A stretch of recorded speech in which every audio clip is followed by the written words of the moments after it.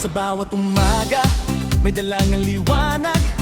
Walang takot, walang takip, ating isisigaw. Mga kaganapan, ating binubuksan. Ang tunay na kwento, hindi natin itatago.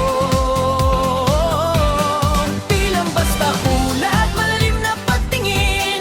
Pinag-aaralan, sinusuri para sa lahat. Sa gitna ng ingay, tapat na sasagot. Katotohanan ng ating sandigan.